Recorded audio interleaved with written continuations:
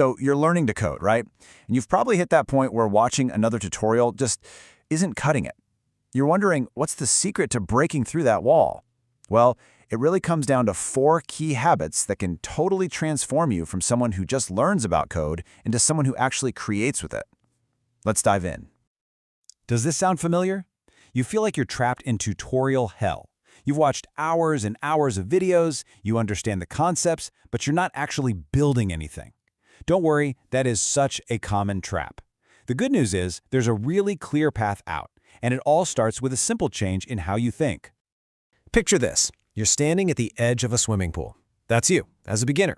You can watch videos of Olympic swimmers all day long, study their form, read books about hydrodynamics, but you will never, ever learn to swim until you jump into the water yourself.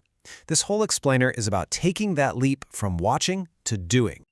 All right, so here's our game plan. We'll kick things off by reframing what this whole journey is about. Then we'll get into the 4 essential habits, actually starting to build things, learning to embrace failure, trusting the process, and finally adopting a growth mindset. These 4 things together, they're your foundation for everything else. First things first, let's just clear up a huge misconception right now. You do not have to be a genius to be a great programmer. Seriously. Success isn't some magic talent you're born with. It's all about deliberately, consciously building the right habits. It's a skill, and just like any other skill, it can be learned. And that brings us right to the big one. The single most critical habit you need to develop. You have to just start building stuff. This is the moment you stop being a passive learner and start becoming an active creator. It's time to take that first plunge. It's just like the quote says, the only way to truly become a developer is to, well, develop. It's so simple, but it's everything. There are no shortcuts. Tutorials give you a map, but you only learn the real terrain by walking it yourself. The act of building is the real teacher. Okay, so where do you even begin?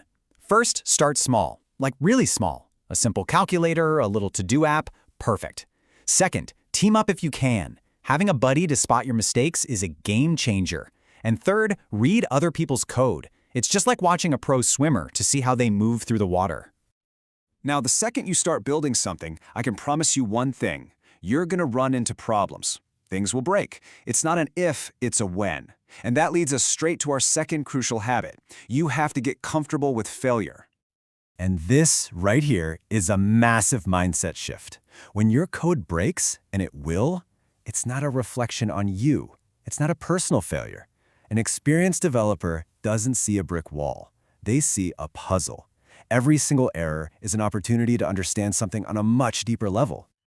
Yeah, think of it like this. Every bug is a clue in a mystery. You're not just fixing a mistake. No, you're an explorer on a quest to figure out why something is happening. This is how you really, truly learn how things work under the hood. It's a discovery process. So, when you're staring at that broken screen and feeling totally lost, what's the playbook? Step 1, Google it. I promise you someone out there has faced your exact problem before. Step 2, take a break. I'm serious. Walking away for 5 minutes is a developer superpower. And finally, ask for help. There's absolutely no shame in asking for directions when you're lost. All right, habit number 3. This is kind of like a developer's secret power. It's something you build up over time through experience, and it's this absolute unshakable faith that every single problem has a solution. Here's a perfect way to picture it. A beginner runs into a problem and sees a locked door, a dead end. An experienced programmer sees that same exact locked door and just knows there's a key somewhere. They've seen it 100 times before. The challenge isn't the lock. The challenge is just finding the key. And you can see the difference right here. It's night and day. The beginner says, my code is broken, I'm stuck. The expert thinks, okay, there's a reason this is broken and I'm gonna find it. One sees a dead end, the other sees a clue. You build that expert mindset one solved problem at a time. Okay, this all leads to our final and maybe most important habit. It's the one that ties everything else together and fuels a lifetime of learning. And that is adopting a true growth mindset. In a field like tech that's always changing, this is the real secret to long-term success. So what is a growth mindset, really? It's this simple but incredibly powerful belief that your abilities aren't set in stone. It's knowing that you can get smarter. You can get more skilled through shared dedication and hard work. You're not defined by what you know today, but by your ability to learn tomorrow. I love this analogy. Think of your skills like a tiny seedling. Right now, it might feel pretty small and fragile. But with consistent effort, with curiosity, with persistence, you're watering that seedling. And over time, it will grow into something so much bigger and stronger than you can even imagine right now. So how do you water that plant? How do you make sure it grows? First, you gotta constantly reach for projects that are just a little bit outside your comfort zone. Second, you have to embrace those difficult problems. They're your gym. They're what make you stronger. And third, and this is so important, always focus on building that solid foundation. And that's really the whole point, isn't it? These 4 habits, building things, embracing failure, trusting the process, and growing your mindset, they aren't just a random list of tips. They all work together. They are the foundation that your entire programming career is built on. Look, the bottom line is simple. You have to learn to walk before you can run. Trying to skip ahead and build complex things without these foundational habits, it just doesn't work. Taking the time to build them might feel slow at first, but it's the only way to become the strong, confident programmer you want to be.